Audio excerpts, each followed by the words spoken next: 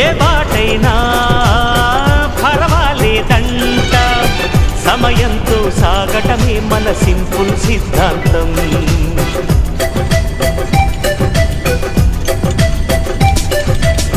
చిరుగాలికి పరిమళమిచ్చే సిరిమల్లెల వనమై ఉందాం.